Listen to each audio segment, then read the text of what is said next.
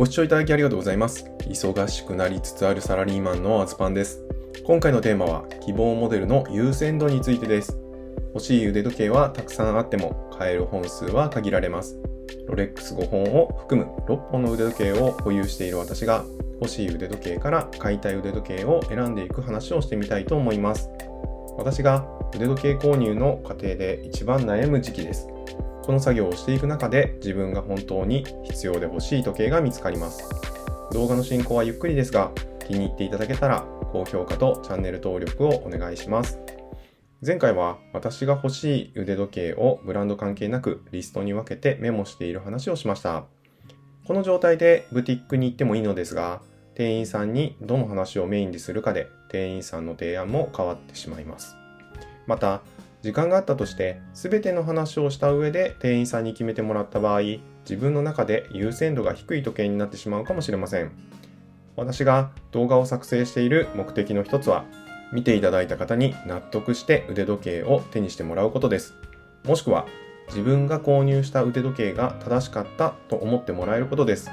そう考えているのは、私自身腕時計を購入する前もした後も自分の選択が正しかったのか不安に思うことが多かったからです。決して安い買い物とは言えない高級腕時計、皆さんの背中を押したり着用している腕時計に愛着を持ってもらえたら嬉しいです。というわけで、前回お伝えした候補リストだけではブティックに行っても狙い通りには購入できないかと思います。今回の話を通じてより精度高く納得できる腕時計の旅をしていきたいと思います。私個人の意見となりますが、私が持っている時計でサラリーマンとしては十分揃っていると思います。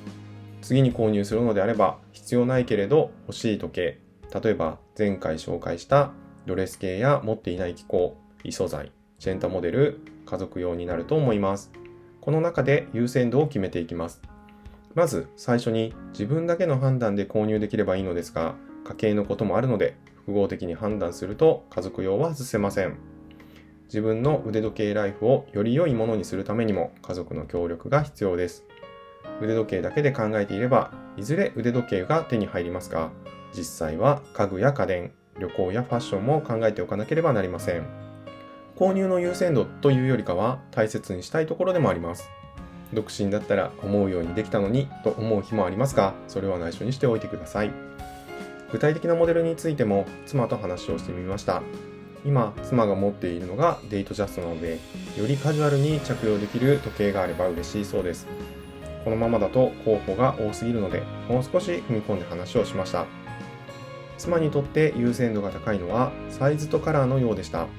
あと、できれば調整の手間が少ないノンデイトがいいそうです。以前に試着をしたことがあるのですが、37ミリくらいまでかなという印象です。プロフェッショナルモデルであれば、ヨットかエクワになりそうです。クラシックならオイスターパーペチュアルですね。ダイヤルカラーはターコイズかセレブレーションがいいそうです。キャンディーピンクも良かったようですが、デイトジャストがピンクなので、どうせ買うなら別の色がいいそうです。どのコレクションも購入が難しそうなのですが、線引きがしっかりしているので、それ以外の提案があれば断る方向で考えるようにします。私の方は4つの中で優先度を決めていきたいと思います。改めて私が腕時計に求めているのは着用して楽しめることです。着用して楽しむって簡単そうで意外と難しいです。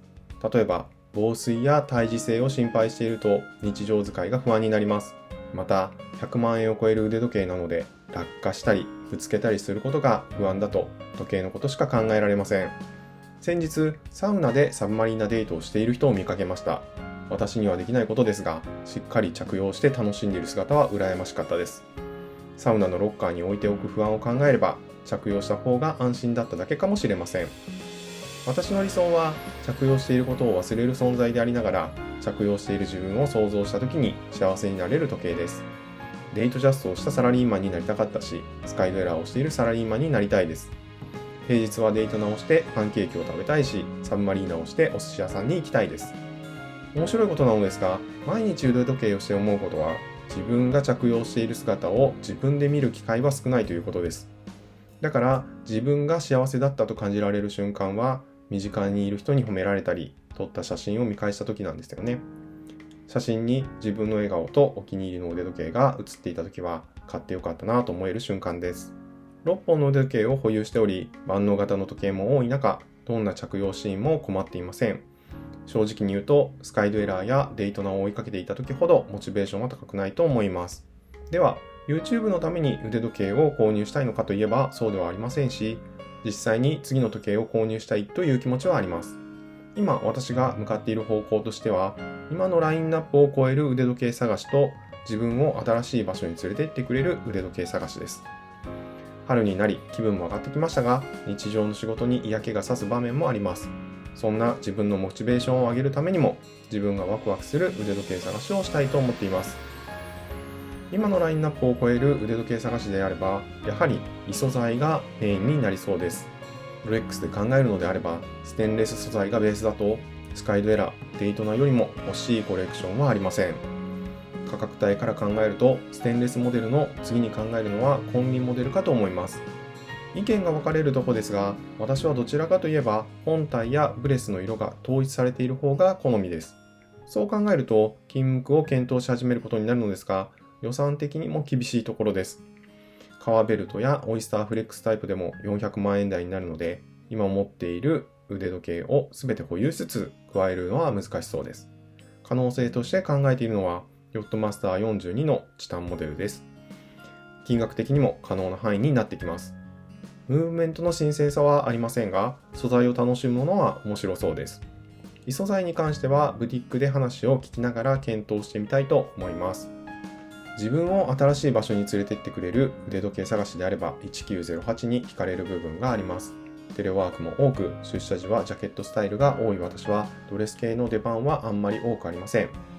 役員会や社交会に出席することが多くなったら必要になるかもしれませんが、今のところその予定もありません。積極業でもないのでドレス系は必要ないのですが、時計があればその方向に連れてってもらえるかもしれないと思っています。イタリアで伝わる靴のことわざみたいに、いい時計は持ち主をいい場所に連れてってくれるっていう風に信じています。以前からチェリーニには興味がありました。ムーンフェイズのラインナップがあったこともあり、気候面でも惹かれていました。1908にはムーンフェイズがありませんが、ドレスウォッチとしては申し分ありません。ロレックスなのにムーブメントを見ることができる数少ないコレクションという意味でも興味があります。ダイヤルについては白も黒も持っている状況なので、本音を言えばアイスブルーが欲しいところです。金無垢を飛ばしてプラチナ素材ってどうなのっていうふうに思いますが、それも一つかもしれません。もしくは、例えばですが、白ダイヤルが被るのであれば、エクスプローラー2と入れ替えを考える可能性はあります。金額的には少し背伸びをしなければなりませんが、ここまでは絞っておきたいと思います。他のブランドについては、あえてここで細かく候補は決めません。ロレックスと違って在庫で困る場合が少ないからです。ここから各ブランドに足を運びつつ、自分の知識を高めながら購入する一本を決めていきたいと思います。ちなみにデイトナを購入したのが年明けなので、指定モデルの場合は来年2月頃まで購入することができません。